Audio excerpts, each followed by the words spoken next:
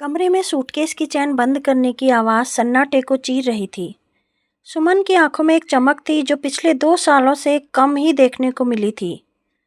वह अपने कपड़े जमा रही थी, लेकिन उसका मन पहले ही उस पुराने घर के आंगन में पहुंच चुका था, जहां उसने अपना बचपन बिताया था।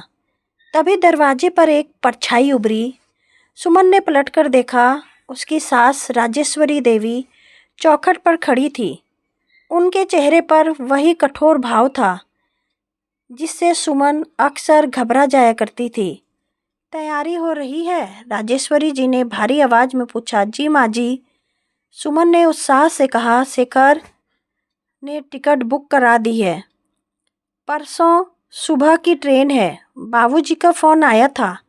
कह रहे थे कि बगीचे में आम पक गए हैं, मेरा इंतज़ार कर रहे हैं। राजेश्वरी जी धीरे धीरे चलकर कमरे के अंदर आई और बिस्तर के किनारे बैठ गई। उन्होंने सुमन के जमाए हुए कपड़ों को एक नज़र देखा और फिर एक गहरी सांस ली। सुमन, उन्होंने बहुत शांत लेकिन कड़े स्वर में कहा, मुझे समझ नहीं आता कि अब तुम्हें वहाँ जाने की क्या ज़रूरत है। सुमन का हाथ रुक गया। उसने हैरानी से सास की ओर देखा। क्या मतलब माँ जी? मतलब साफ है बहू, राजेश्वरी जी ने अपनी बात पर जोर देते हुए कहा। तुम्हारी माँ को गुजरे हुए 2 साल हो गए हैं। जिस घर में माँ नहीं होती वह घर मायका नहीं, बस ईंट पत्थर का मकान रह जाता है। मायके की रौनक माँ से होती है, उसके बिना वहाँ जाकर क्या करोगी? दीवारें देखोगी? सुमन के गले में एक गांठ सी पड़ गई। लेकिन माँ जी, बाबूजी तो है ना, वो अकेले हैं, उन्हें मेरी ज़रूरत है और मुझे उनसे मिलना है। बाबूजी का क्या है? राजेश्वरी जी ने तुनक कर कहा। मर्द तो वैसे भी अपनी दुनिया में मस्त रहते हैं, रिटायर्ड हैं, पेंशन आती है, नौकर लगा हुआ है खाना बनाने के लिए, उन्हें क्या दिक्कत है? और रही बात मिलने की, तो वो खुद यहाँ आ सकते हैं। पर तुम्हारा वहाँ जाकर 10 दिन रहना अब शोभा नहीं देता। लोग बातें बनाते हैं कि माँ है नहीं, फिर भी बहू मायके जाने के बहाने ढूंढती है। सुमन की आंखों में आंसू तैरने लगे। यह तर्क उसे बेतुका और क्रूर लग रहा था। माँ जी, माँ के जाने के बाद ही तो बाबूजी को मेरी सबसे ज़्यादा ज़रूरत है। जब माँ थी तो वह घर संभाल लेती थी, अब वो उस खाली घर में अकेले कैसे रहते होंगे? यह सोचकर ही मेरा दिल घबराता है। क्या पिता से मिलने के लिए माँ का होना ज़रूरी है? क्या बेटी का रिश्ता सिर्फ माँ से होता है? राजेश्वरी जी ने पल्लू ठीक किया और उठ खड़ी हुई। देखो सुमन, बहस मत करो, मैंने अपना फैसला सुना दिया है। शेखर अभी ना समझ है, उसने टिकट करा दी होगी, पर घर की बड़ी मैं हूँ। इस घर की बहू अब बिना वजह मायके नहीं जाएगी।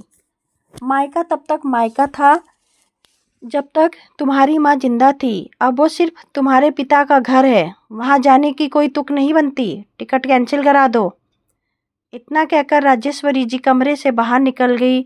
सुमन वहीं फर्श पर बैठ गई।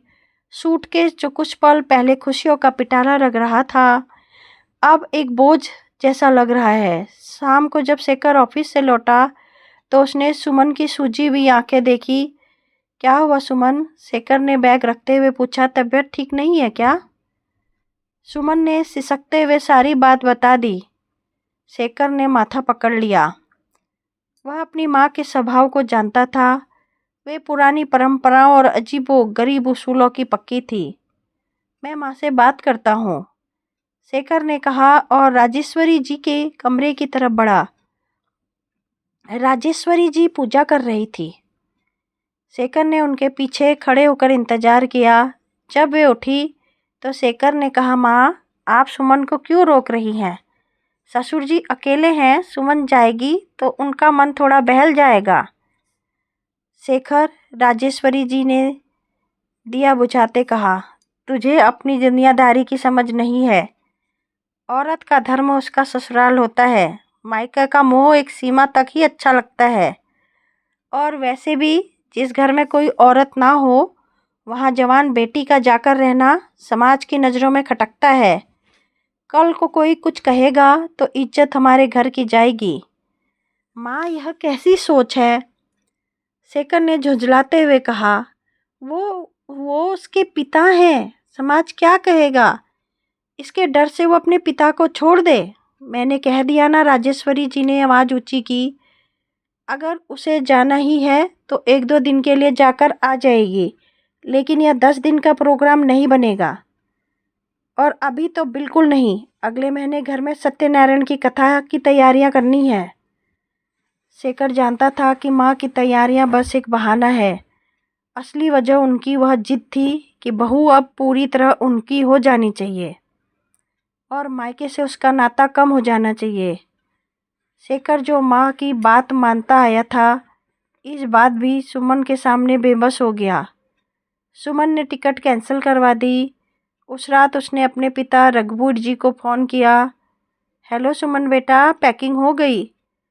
रघुवीर जी की आवाज़ में एक बच्चे जैसा उत्साह था। मैंने आज ही रामू काका से कहा है, तेरा पसंदीदा गाजर का हलवा बनवाया है और तेरे कमरे की साफ सफाई भी करवा दी है। सुमन का कलेजा मुंह को आ गया।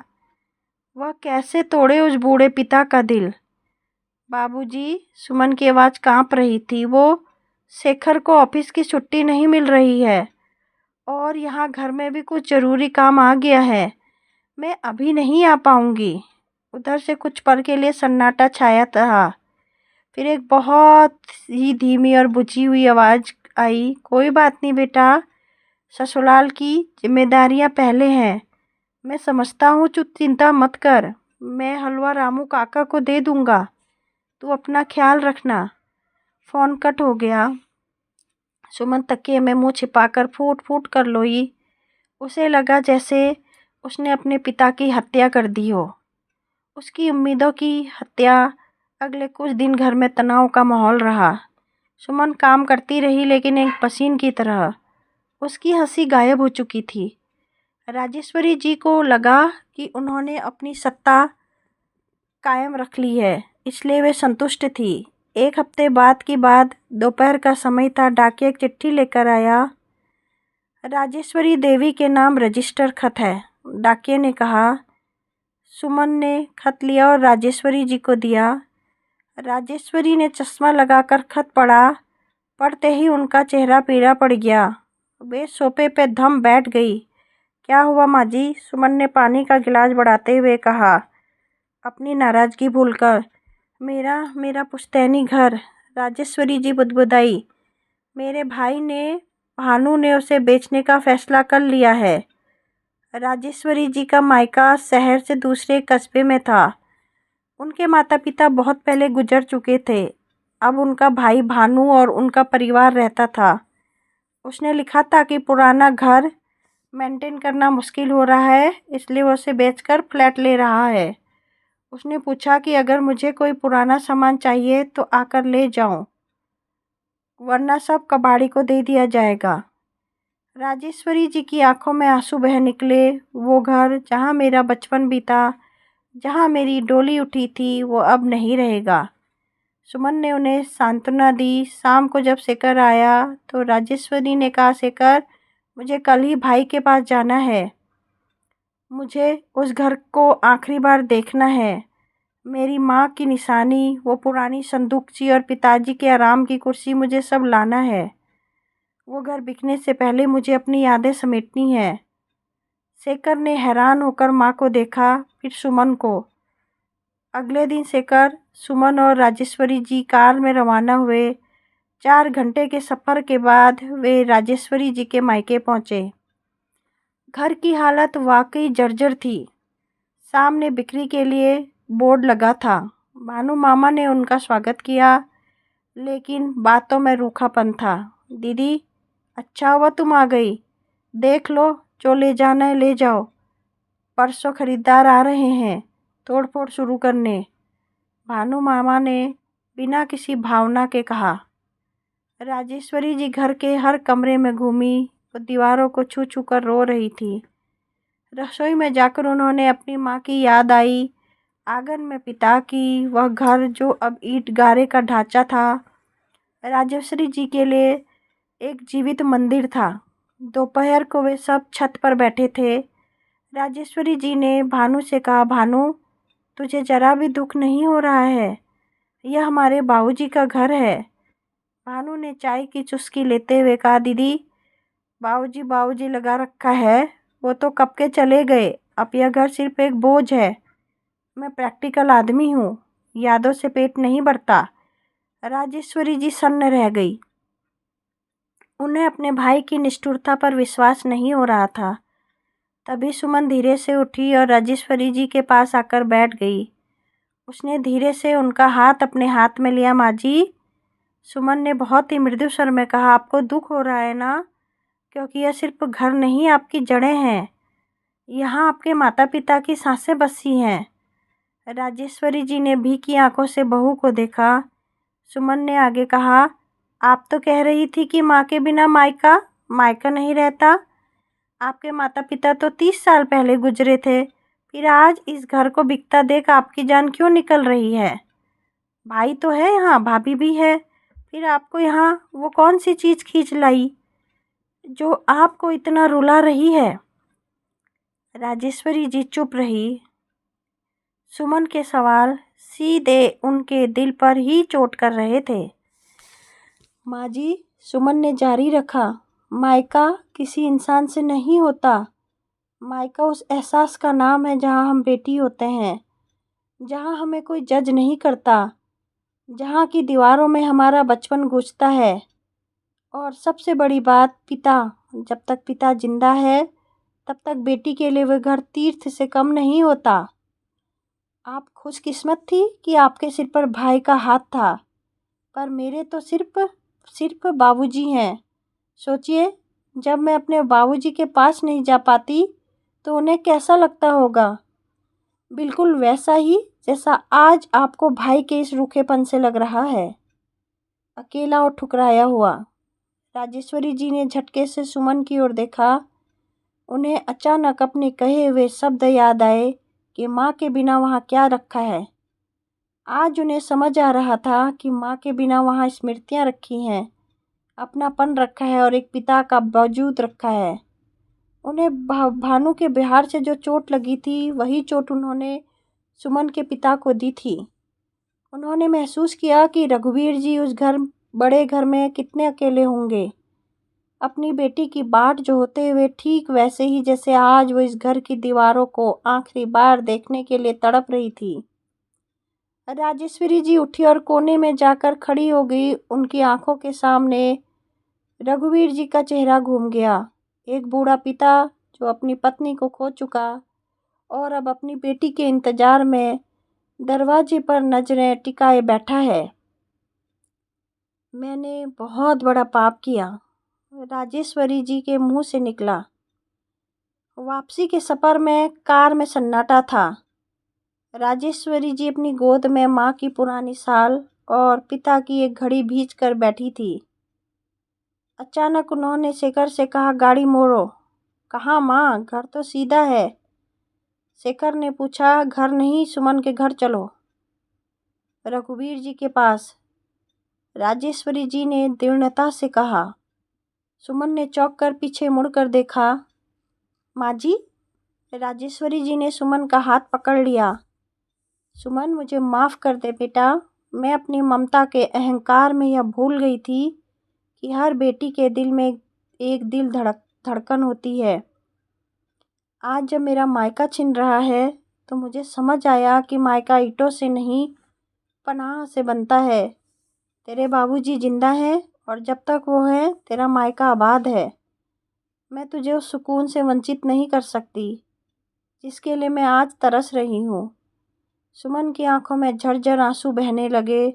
उसने झुककर कार में ही सास के पैर छू लिए। 2 घंटे बाद गाड़ी रघुवीर जी के घर के सामने रुकी। घर के बाहर सन्नाटा था, बत्तियां जल रही थी। गेट की घंटी बजते ही रघुवीर जी धीरे धीरे बाहर आए। उनके हाथ में एक किताब थी और आंखों पर मोटा चश्मा। सामने सुमन को देखकर वह ठिठक गए। उन्हें लगा शायद वहम है। बाबूजी, सुमन दौड़कर उनके गले लग गई। रघुवीर जी का शरीर कांप उठा। उन्होंने सुमन को खींचा। बेटा, तू तो नहीं आने वाली थी। तभी पीछे से राजेश्वरी जी और शेखर आए। समधन जी, रघुवीर जी ने हैरानी से हाथ जोड़े। आप सब अंदर आइए, अंदर आइए। माफ़ कीजिएगा, घर थोड़ा अस्त व्यस्त है। राजेश्वरी जी ने रघुवीर जी के हाथ जोड़े। माफ़ी तो मुझे मांगनी चाहिए समधी जी।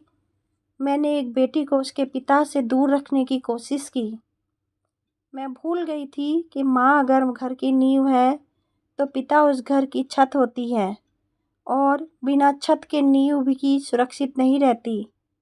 रघुवीर जी की आंखों में नमी आ गई।